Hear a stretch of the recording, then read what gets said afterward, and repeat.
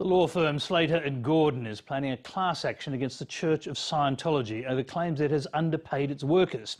On Tuesday night, Lateline revealed that a draft report by the Fair Work Ombudsman had found that the church had wrongly classified employees as volunteers.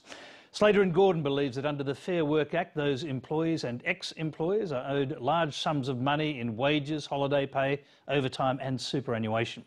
Steve Kinane reports. It's not only the Fair Work Ombudsman who's been looking into the Church of Scientology.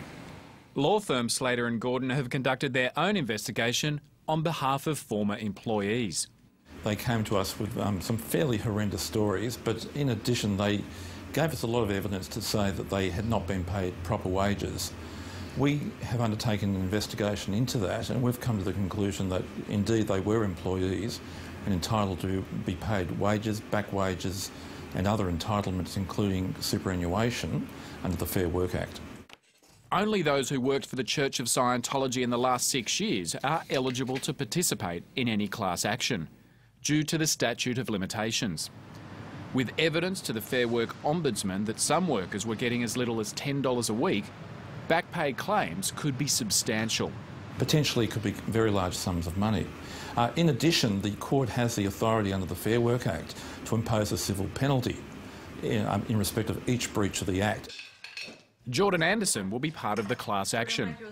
She featured in the Four Corners program that led to the Fair Work Ombudsman's inquiry. Her mother Liz was one of the first people to talk to Slater & Gordon. This whole issue in relation to workplace relations has all come about because of Jordan's treatment in the C organisation. When she worked 4 years, 9 o'clock in the morning till 10 o'clock at night, with little or no time off, on a gruelling schedule, and I was just driven because I just knew there was something wrong.